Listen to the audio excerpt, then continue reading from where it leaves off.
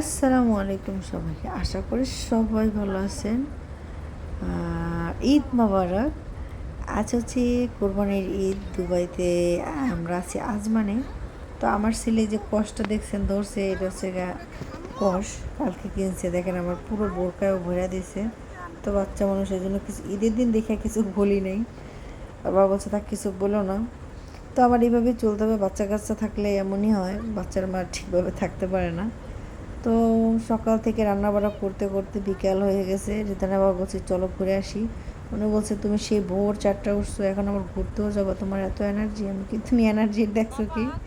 আমি সারাদিনই ঘুরতে পারি। তো ছেলেদের নিয়ে আসলাম। আরিয়ান দেখেন দুবার একটা প্লাগ পাইছে, এটা নিয়েই ঘুরে। তো ওর একটা ওয়াটার পট কিনছে কাল রাত্রে, সেইটা নিয়েই ঘুরবে উনি। মানে ওনারা নতুন একটা জিনিস পেলে হয়েছে। আর আমরা আগে এখানে আসতাম ফ্রি ঢুকতাম, আর এখন টাকা নেয়। কয় টাকা করে নেয় সেটা জানি না, আমি জিজ্ঞেস করিনি। তো আমাদের টিকিট কাটা শেষ, এখন আমরা ভিতরে যাব।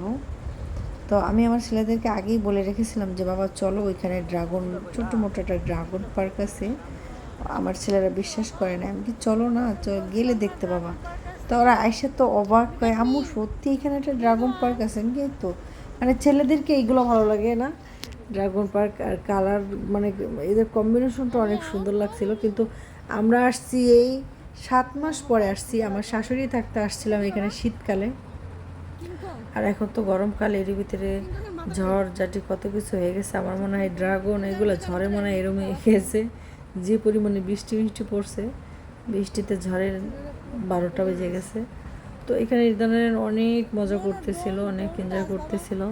আমার কাছে ভালো লাগতেছিল, কিন্তু এই যে ডেকোরেশনগুলো যে খারাপ হয়েছে না, সব বৃষ্টির কারণে খারাপ হয়ে গেছে। আর এগুলো এখনও রিমুভ করে নাই। হয়তো যে যতদিন বন্দুক চলে ততদিন রাখবো, যখন একদম না চালানো যায় তখন এগুলো ভেঙে ফেলবে।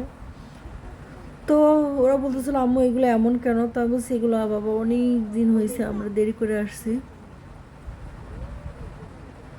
তো রিদান বলতেছিল যে আরও আগে আনতে পারো না। আমি কি আরও আগে আমি খেয়াল করি না। আমি অবশ্যই এটা টিকটকে দেখছি, টিকটকে দেখার কারণে আজকে আমি আসছি। টিকটকে যদি না দেখতাম তাহলে আমিও আসতাম না।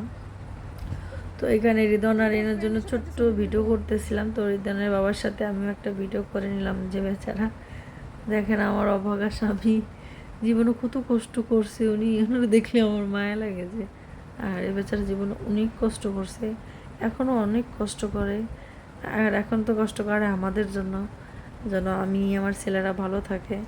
মানে যে কষ্ট করে না তার দিকে খেয়াল রাখার মতো তার সময় থাকে না। তো যেটুক পারি আমি ওনারে বইলা কয়া নিজে করি। আর পুরুষ মানুষ তো পুরুষ মানুষ অতটা মেয়ে মানুষের মধ্যে অত ক্রিম ট্রিম মাখে থাকে না। উনি বলে আমি কষ্ট কাজ করে ফুল পাই না, কি ক্রিম ট্রিম মাখবো।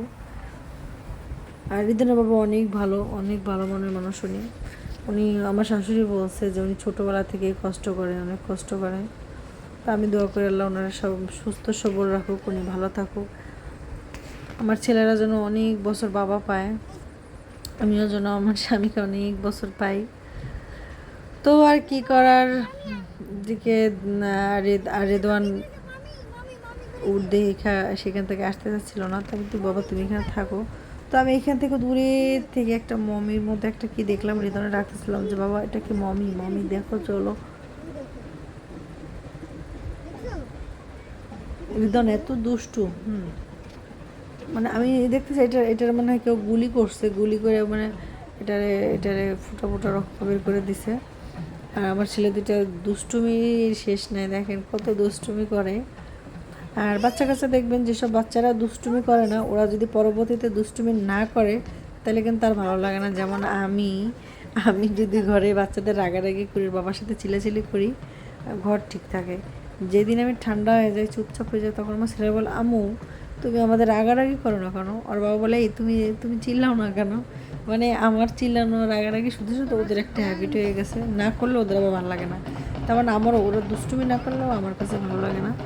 তো এইখানটায় ইন্ডিয়ান একটা ড্যান্স হচ্ছিল। তো আপনাদেরকে আমি ভয়েসটা দিতে, এই আমার সাউন্ডটা দিব না, কারণ দিলে কপিরাইট আসবে। তো আমার ছেলেদের বললাম, ওরা দৌড়ে চলে যাচ্ছে। মানে ওরা আজকে অনেকদিন পরে আসছে না। আর আমি হয়েছে কি যে এখন আমার এত বিজির ভিতরে মানে দিনগুলো আমার খালি খালি চলে যায় না। মানে সকালে উঠি ভোর 5:30টার সময় উঠি, ওইটা ছেলেদের রেডি করে স্কুলে নিয়ে, আবার দুই ছেলের দুই টাইম আনা লাগে, আবার খাওয়ানো লাগে তাদেরকে, আবার খাওয়াই দাওয়ায় হুজুর আসে পড়াইতে, হুজুর পড়ায় চলে যায়, আবার আমার নিজে বসা লাগে পড়াইতে। তা আমি যখন 5টার সময় বসি, 5টার সময় বসলে ওদেরকে পড়াইতে পড়াইতে আমার 9টা 9:30 বেজে যায়, তো কোনো দিন 10টাও বাজে। 10টা বাজলে ওদের খাওয়ায় দাওয়ায় ওদের ঘুম পড়াইতে গেলে আমিও ঘুমাই যাই। আমার দিন এইভাবে এত তাড়াতাড়ি চলে যায়। আমার এই ভিডিও করারও এখন টাইম পাই না আমি। আর বাবা বলে ভিডিও করো, আমি কি সময় আমি পাই না। আগে দিয়ে ভিডিও করার জন্য পাগল হয়ে যেতাম। আমি যে সময়ে থাকলে সব কিছুই করা যায়, সময়ের বড় অভাব। আর এখনকার টাইমগুলো আমার কাছে তাড়াতাড়ি চলে যাচ্ছে। আর এখানটা দেখি কি দুবাইয়ের একটা শেক বেরোয়েছে, দুবাই শেক। তো হৃদণ্ডে বলছে বাবা দেখো দুবার শেক বেরোয়েছে, একদম দৌড়ে আসছে, এসে হাত ধরতেছিল আমার দুষ্টু। আমার কাছে দুবার শেকটা অনেক ভালো লাগছে, দুবার শেক নাচতেছে আর হাঁটতেছে। তো হৃদন হ্যান্ডশেক করতেছিল।